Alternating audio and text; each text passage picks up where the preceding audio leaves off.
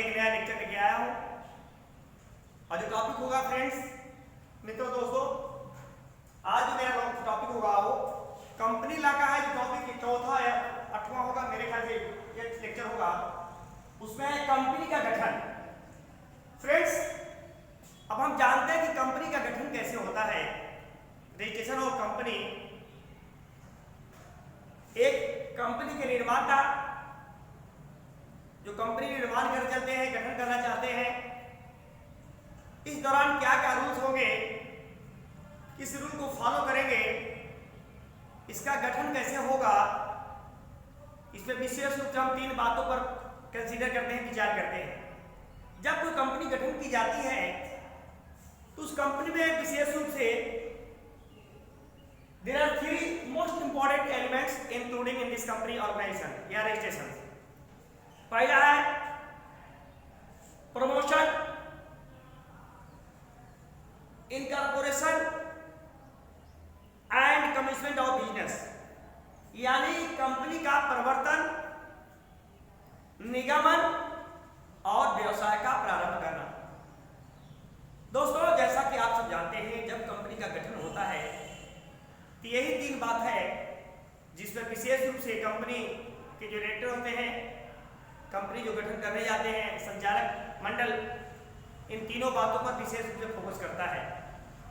और उस समय जबकि कंपनी के निर्माण की विचार चलती है, माइंड में विचार चलता है, कंसीडर होता है, तथा उस समय तक जब कंपनी अपना कार्य प्रारंभ कर देती है या करने का प्रारंभ प्रावधान शुरू कर देती है, और उससे पहले सारी कार्रवाई को, रजिस्ट्रेशन के पूर्व हम सारी कार्रवाई को पूरा कर लेते हैं, कर लेना चाहिए। और उसके पहले कार्रवाई पूरा करने की 3 बातें हैं, इन्हीं तीनों बातों पर विशेष रूप से हमको कंसीडर करना चाहिए। उससे फर्स्ट है प्रवर्तन, प्रमोशन, सेकंड है कंपनी का निगमन या रजिस्ट्रेशन, जब कंपनी का गठन हो जाता है, और थर्ड है व्यापार प्रारंभ करना। फ्रेंड्स, जैसा कि आप सब जानते हैं, जब प्रवर्तन की बात आती है तो प्रवर्तन में 4 most important, there are 4 most important elements और 4 पॉइंट्स जहां कंपनी का गठन किया जाता है। उसमें पहला है फर्स्ट विचार की खोज करना तथा प्रारंभिक छानबीन करना। जब आप कंपनी के गठन करते हैं, जो आपकी विचार है चल रही है दिमाग में, किस कंपनी, कैसा कंपनी, क्या करना चाहते हैं, प्रोडक्ट लेके आना चाहते हैं, रियल एस्टेट में काम करना चाहते हैं, तो उसके बारे में आपको जो विचार चल रहा है, उस सारे विचार की हम खोज करते हैं, उनको प्रारंभिक रूप से पूरी छानबीन कर लेते हैं, जांच पड़ताल कर लेते हैं, भली भांति जानकारी कंसीडर कर लेते हैं, तब हम कंपनी के बारे में सोचते हैं। सेकंड पॉइंट, उस विचार को कार्य कर रूप देने के लिए आवश्यक कार्रवाई कर लेना। हम सारी आवश्यक जो रियल एक्सिक्यूटिव्स है, हम सारी फॉर्मेलिटीज को पूरा कर लेते हैं ऑन पेपर। अगर ऑन पेपर पूरा नहीं करते हैं तो कहीं ना कहीं जाके हमारी समस्या हो जाती है, कंपनी आगे जाके डिस्प्यूटेड हो जाती है। थर्ड बात है, जो भी कागजात हैं, डॉक्यूमेंट्स हैं, सारे डॉक्यूमेंट के हम क्या कर लेते हैं, एकत्रित कर लेते हैं, इकट्ठा कर लेते हैं, टैगिंग कर लेते हैं, फाइलिंग कर लेते हैं। अब फोर्थ है वित्तीय प्रबंध करना। जब आप कंपनी खोलने जा रहे हैं, गठन करने जा रहे हैं, तो फाइनेंशियल रूप से आपकी सारी व्यवस्था को, वित्तीय व्यवस्था को आपको ठीक कर लेना चाहिए। ठीक है कि नहीं? क्योंकि वित्त प्रबंध, जब तक पैसा नहीं होगा कुछ भी नहीं होगा, क्योंकि हर काम पैसा से होता है। किससे होता है? जितने भी दुनिया में काम है, सारे काम किससे होते हैं? पैसे से होते हैं। और काम किसके लिए किया जाता है? पैसे के लिए किया जाता है।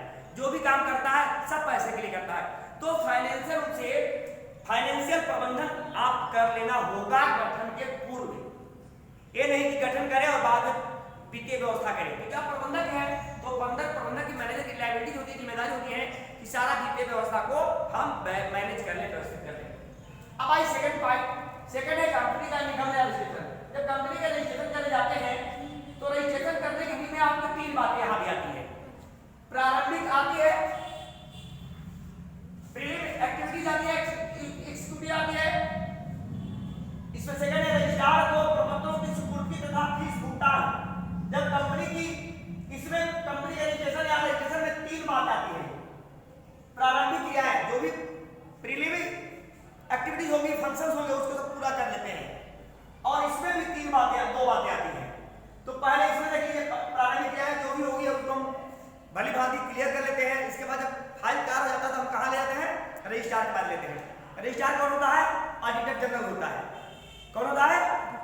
डिवीजन होता है।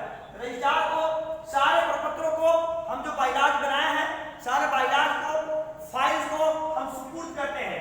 किसको सुपुर्द कर देंगे? रजिस्ट्रार को। जो भी होता है रजिस्ट्रार को हम सुपुर्द करेंगे, तथा उनका जितना भी गवर्नमेंट की जो फी होती है, फी का भी भुगतान कर लेंगे। तो उधारी नहीं चलता है कि रजिस्ट्रार साहब ये काम कर दीजिए, इसका पैसा हम कर देंगे, ऐसा नहीं होता है। पहले आपको क्या करना पड़ेगा? रजिस्ट्रार को सारे कागजात देने के बाद आप पुनः उनको फी भुगतान भी कर लेंगे। क्या कर लेंगे? फी का भी भुगतान कर लेंगे। एंड थर्ड जो है वो मोस्ट इंपॉर्टेंट, क्या?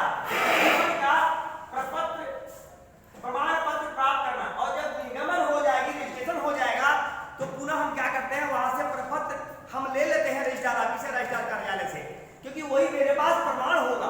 जब कोई कंपनी करने जाते हैं, लेके जाते हैं मार्केट में काम करने के लिए, तो इनकेस अगर डिस्ट्रीब्यूटर होता है तो पहले आपको देता है कंपनी, देखा जाता है कि कंपनी रजिस्टर्ड है या फर्जी चल रहा, फर्जिफिकेशन है कंपनी की। तो कंपनी का निगमन होने के बाद आप प्रपत्र ले लेते हैं। कहां से? रजिस्ट्रार कार्यालय से। और तभी ले लेते हैं जब उनका पूरा हिसाब किताब चुकता हो जाता है, यानी आप फीस भुगतान कर देंगे, तो फिर आपका 1 महीना, 15 दिन, 20 दिन बाद, 25 दिन, जितने भी आप 90 दिन के अंदर आपको जो दे देंगे, वो टाइम टेकिंग मिलते हैं, कितना दिन हम पूरा फाइनल करके आपको दे देंगे।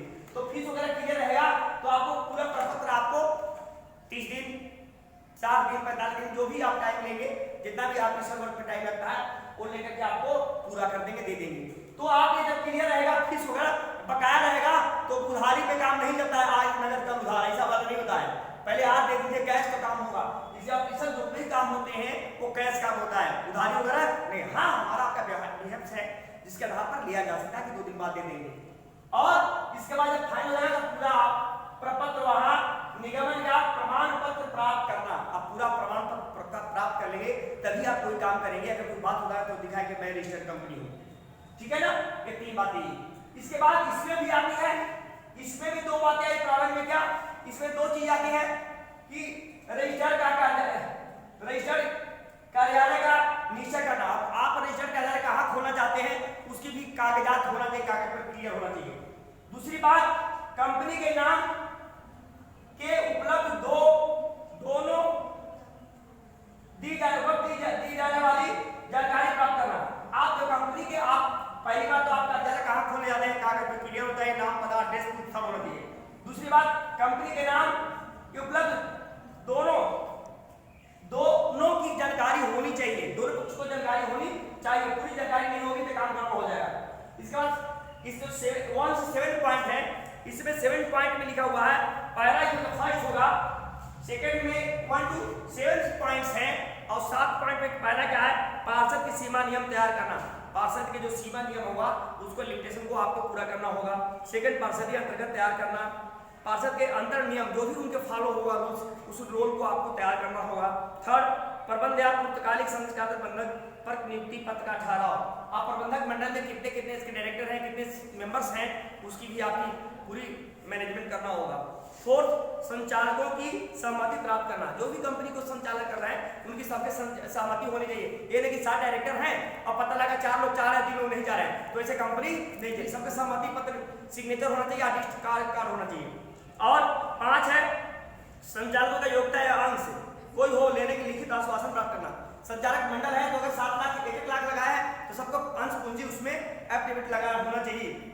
और वैधानिक घोषणा करना, लीगल रूप से आप घोषणा करेंगे कि मैं एक कंपनी चलाने जा रहा हूँ, खोलने जा रहा हूँ, लीगल होना चाहिए। एंड लास्ट, नियुक्ति शुल्क देना, और जो भी करते हैं वो नियुक्ति प्रमाण पत्र भी आपको देना होगा। इसके बाद लास्ट आता है व्यापार प्रारंभ। व्यापार प्रारंभ करना में 3 बातें आती हैं।